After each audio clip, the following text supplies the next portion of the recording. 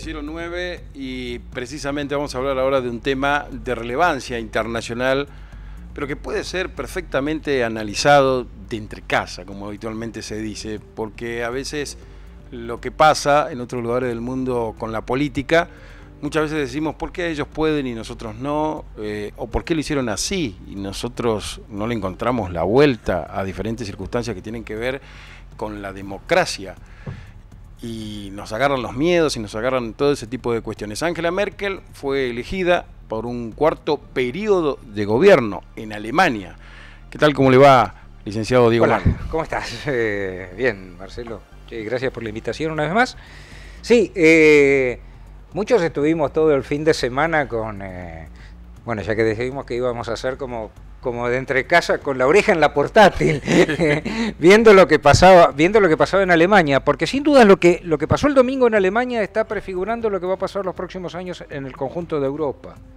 Digo, si bien tuvimos un 2016 que tuvimos el tema del Brexit, ¿no? O sea, de Gran Bretaña que se quiere ir de la Unión Europea, y que coronaron con el tema de la llegada del inicio de la presidencia de Donald Trump. Digo, Occidente ahora mira a Europa porque Europa tiene la necesidad de reordenarse.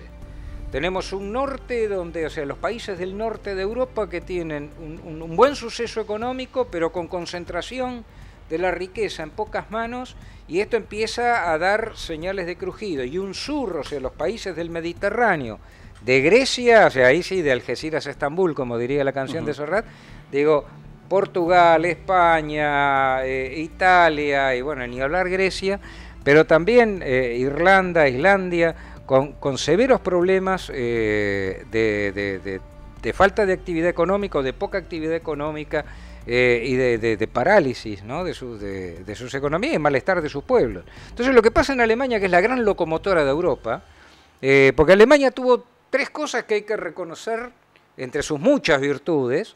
Una fue potenciar mucho la educación y gracias a la educación tuvo un sistema tecnológico que se puso a la par de los grandes, sin disputarle mercado a nadie, pero a la par de los grandes. Digo, el segundo es que hizo un sistema económico muy sólido y el tercero es que eso lo compartió con Europa. Luego, cuando Europa estuvo dentro de la Unión Europea, bueno, las dos grandes economías, que eran la inglesa y la alemana, Alemania la había puesto al servicio de Europa. Y eso le dio la potencia, porque tampoco es que los alemanes se quedaron con la potencia económica, como la gran potencia económica europea, porque sí nomás. Hicieron también su óvulo, hicieron también su cosa. Entonces, esto era lo que, en un tiempo en el cual se está pensando en crear un fondo monetario europeo, en hacer una suerte de rediseño absoluto del euro, en repensar el tema de toda una economía centralizada en la cual le dicen a los países empobrecidos mutualizamos la deuda, pero vos entregás parte del gobierno de tu propia economía. Bueno, en el medio de todo eso, más todos los problemas que tiene como el resto de Occidente, la inmigración, el problema de la inseguridad en Medio Oriente, las corrientes migratorias que invaden Europa de una manera que verdaderamente es muy problemática, porque no solo le causa problemas de seguridad en términos de un, digamos, no es un arrebato, una cosa por el estilo, es problemas de seguridad en todo sentido, o sea, les desorganiza sociedades que están armadas sobre la base de una organización que les garantiza dos cosas, la seguridad y la serenidad. Pero además de eso, profesor, usted lo apuntaba bien, lo que nos llama mucho la atención. Bueno, todos sabemos lo que significó el nazismo en el mundo, ¿no? Y después los resabios que quedaron. Pero ahora esta corriente neonazi, nuevos nazis para entenderlo de alguna manera, está de alguna manera poniendo 80, 90 legisladores en el Congreso Nacional de Alemania. Es decir, esos resabios quedaron inconclusos, no desaparecieron. Es una nueva corriente que no es tan complicada como la que tuvimos con Hitler. A ver, y de impacto internacional en todo el mundo. Impacto internacional en el siglo XX. Porque ni el fascismo ni el nazismo nacieron de un repollo. Sí, sí. Todos tuvieron condiciones previas que generaron primero la respuesta, luego la posibilidad, o sea, el marco de posibilidad para que se hiciese, y luego alimentaron lo que ellos decían. Entonces digo, ni pelado ni con dos pelucas. No vamos a decir acá que aquellos no eran tan malos, sí, fueron horriblemente malos, pero también vamos a decir una cosa, tienen un antecedente y no lo hicieron solos. Sí, sí. Digamos, a Hitler alguien lo votó, pero aparte de que alguien lo votó, alguien creó las condiciones para que esto fuese posible. Alguien saboteó a la República de Weimar. Digo, hay mucho para mirar, y también un poco mirar aquellas condiciones, si en algo no se reproducen en estas condiciones. Digo, que ese es el primer punto. El segundo punto, que creo que, bueno, que recurren a lo conocido para poder ofrecerle resistencia a problemas que ya en otro momento enfrentó el centro de Europa, que no es solamente Alemania. Esto mismo que estamos viendo en Alemania, meses atrás lo vimos en Hungría, sabemos que está en Polonia, sabemos que está empezando a pasar esto que estamos viendo acá es una de las imágenes que usaba casualmente el partido Alternativa para Alemania, que la ponía casualmente a Angela Merkel, ¿no? Que como es, el Che. Claro, que es una social conservadora, digamos, el Partido Social Cristiano, una conservadora de centro derecha, pero bueno, la empujan tanto que fíjense ustedes dónde se están ubicando, ¿no? Casualmente esta gente. Digo, con todo, es cierto, 98 diputados en una Cámara que se estima que va a llegar a 705, solamente para contar, recordemos que la Bundesliga, que es la Cámara Baja alemana, no tiene un número fijo de diputados, sino porque los diputados se eligen por elección directa y por elección proporcional. Algún día vamos a charlar dos palabras sobre eso, no es el tiempo hoy porque si no nos va a dar tiempo. Pero profesor, aquí hace unos días hablábamos, en ese mismo lugar estaba sentado el ex gobernador y hoy intendente Capitanichi, dice, vamos a limitar los periodos de gobierno. Tiene que haber una sola reelección. Por otro lado, miramos a Estados Unidos, donde hay una sola reelección y después el presidente no puede volver. Puede volver el caso de la mujer como Hillary Clinton, pero Bill Clinton no puede volver a gobernar salvo que se reforme la Constitución. Qué paradoja, porque en Alemania, una de las regiones más desarrolladas económica y democráticamente, por todo este sistema duda. que usted está diciendo, vamos por 16 años de Angela Merkel. Claro, porque correcto. 12 y va por 4 más. Tiene 12 años ya cumplidos y sigue siendo con menos votos que los que ganó la elección anterior y demás. Pero ¿es lo que yo diga o no lo que yo hago? No. Hay una cosa. Nosotros tenemos un presidente al cual lo votamos y después, permítanme, dijimos que íbamos a hablar entre casas, así que una licencia como para hablar rapidito. Y después nos lo tenemos que bancar 4 años. En Alemania, los 12 años de Angela Merkel... En el mejor de los casos, profe, bancarlo.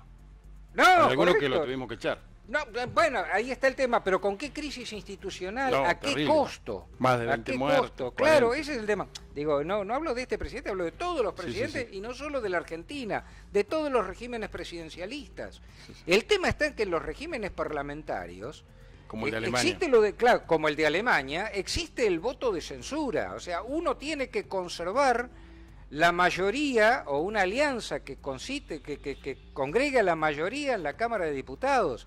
Si no lo consigue, no nos olvidemos de una cosa, el primer ministro en el resto de los países europeos y es el canciller, por cuestiones que también en algún momento podríamos charlar en Alemania, es ante todo un miembro de la Cámara Baja, o sea, es como si fuese para nosotros un diputado, y uno tiene que tener la mayoría, y esas mayorías son dinámicas. En el mismísimo momento en que la ciudadanía no está de acuerdo con el gobierno, el diputado, que depende del acuerdo de la ciudadanía para volver a ser electo o para dejar a su sucesor, empieza a no llevarse bien con el primer ministro.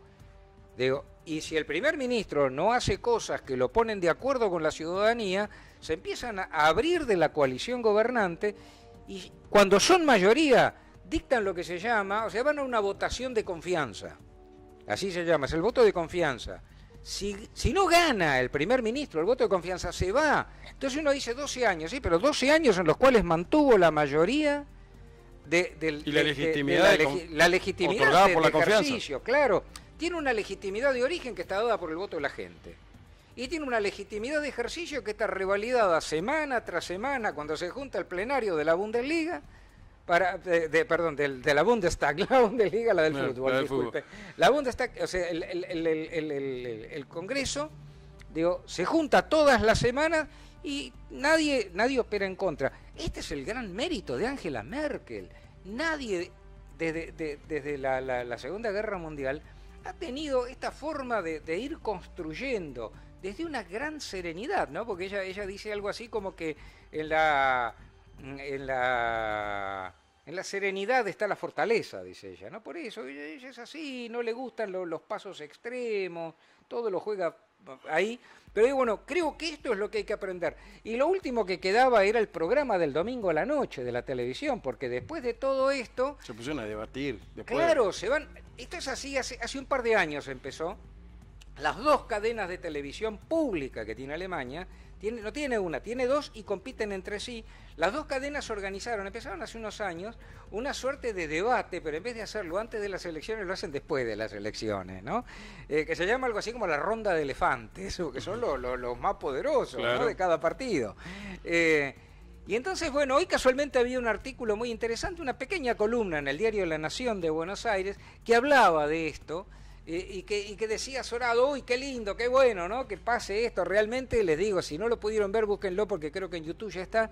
Es una maravilla ver, porque se dicen cosas pesadas, pero con respeto, con altura, duras, las cosas.